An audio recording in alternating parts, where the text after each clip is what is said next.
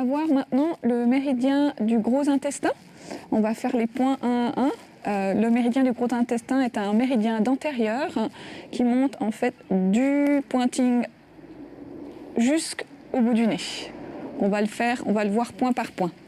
Le point gros intestin 1 en entéro interne de l'antérieur, gros intestin 2 sous le boulet au milieu, gros intestin 3 au tiers inférieur au milieu du canon et l'intestin grêle 4 au milieu sous l'articulation du carpe, vraiment dans le creux ici.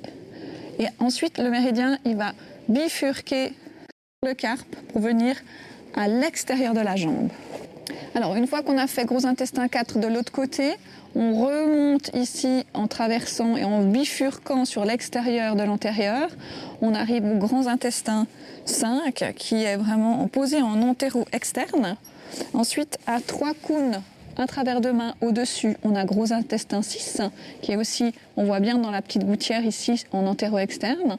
Et ensuite pour trouver les points, ce qui est beaucoup plus simple, c'est trouver gros intestin 10 au bout de la dépression du tenseur du carpe.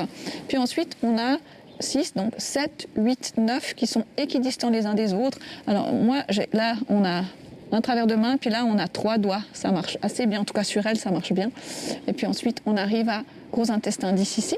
Gros intestin 11, il est dans le pli ici, dans le repère du méridien, dans la fossette qui correspond en fait à l'humérus. Et puis quand on tombe un cheval, généralement on tombe les jambes comme ça.